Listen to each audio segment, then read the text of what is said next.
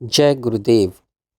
देवी सरस्वती रानी लीला को आतिवाहिक शरीर से अनेकानेक सृष्टियों को दिखाते, ब्रह्मांडों को पार करते अपने साथ उसी पर्वतीय ग्राम में ले गई और वहाँ जैसा बताया था वैसा सब कुछ दिखाया।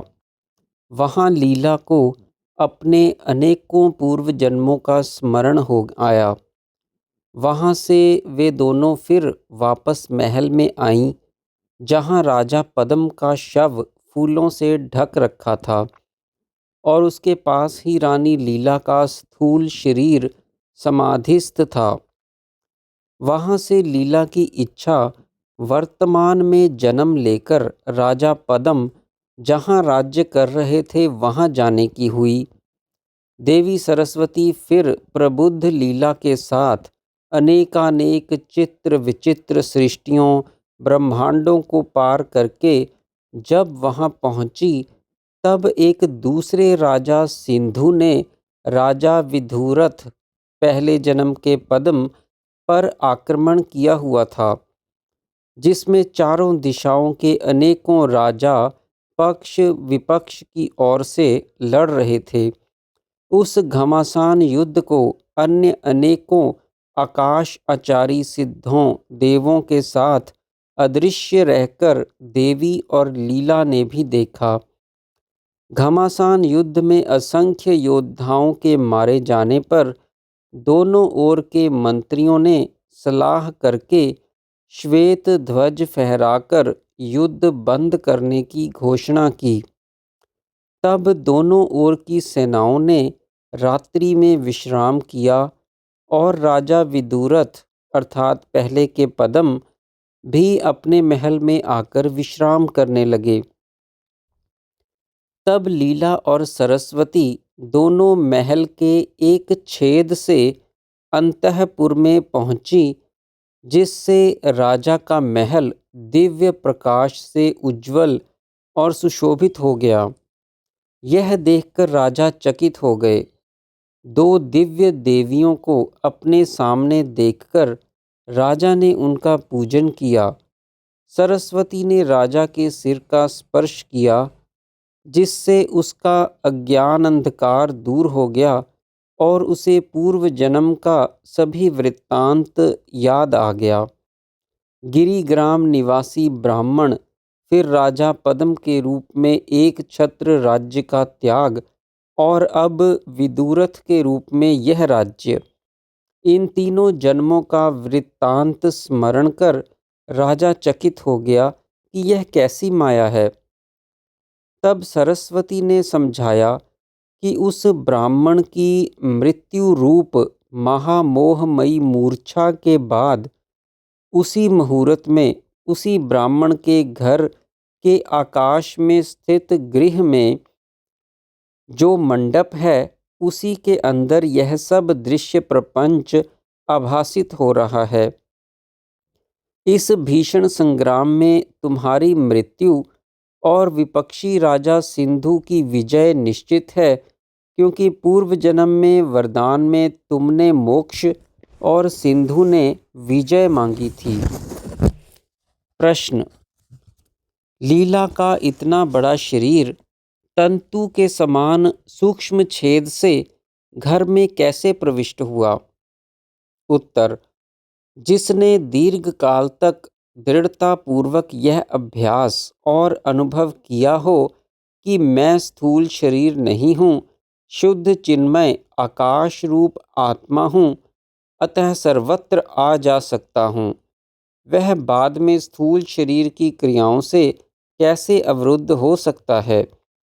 जो चेतन का अंश है, जिसका स्वरूप स्वपन अथवा संकल्प कल्पित पुरुष के समान है, जिसका आकार आकाश मात्र ही है अर्थात स्थूल आकार से रहित है, उसे कौन कैसे रोक सकता है? इस भ्रम रूपी वृक्ष की कोटर में जन्म मृत्यु आदि व्याधियां ठूंस ठूंस कर भरी हुई हैं। अभीष्ट की प्राप्ति और अनिष्ट के निवारण में स्थूल सूक्ष्म चराचर सभी प्राणी उद्योगशील हैं तथा यह भ्रम रूपी प्रपंच, सागर, पर्वत, नदी, उनके अधिपति, क्षण, दिन, रात, कल्प, सृष्टि, प्रलय, इन सब से भरा हुआ है।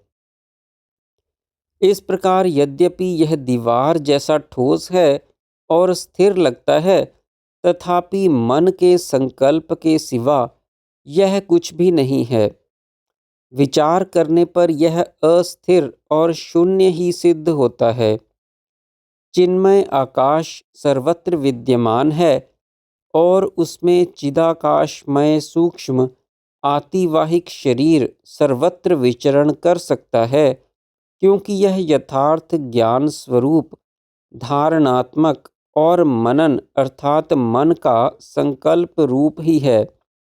स्थूल ना होने के कारण वह कहीं अटकता या टकराता या रुकता नहीं है। इतने में शत्रु पक्ष ने धोखे से राजा के महल पर आक्रमण कर दिया।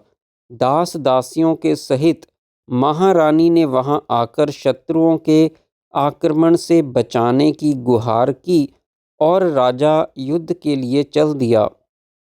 वह रानी हूबहू लीला जैसी ही दिख रही थी, जिसे देखकर प्रबुद्ध लीला आश्चर्य में पड़ गई और सरस्वती से पूछा कि यह मैं वह रानी कैसे बन गई। ये सब पूर्ववासी, मंत्री, सेना, सवारियों सहित शूरवीर सभी पूर्ववत जैसे वहाँ हैं वैसे ही यहाँ हैं।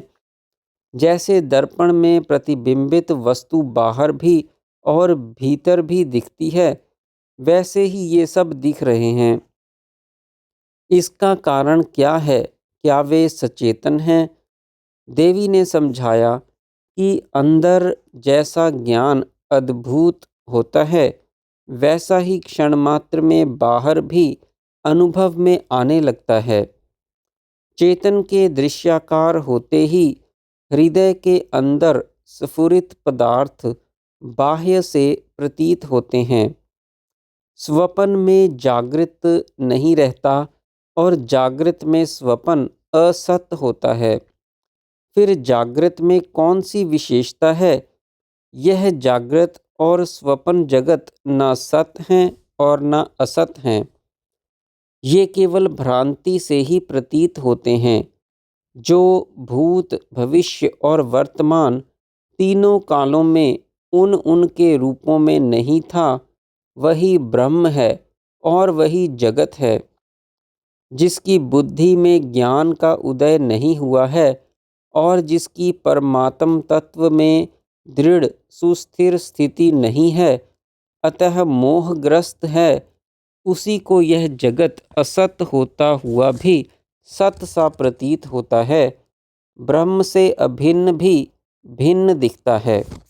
जय गुरुदेव।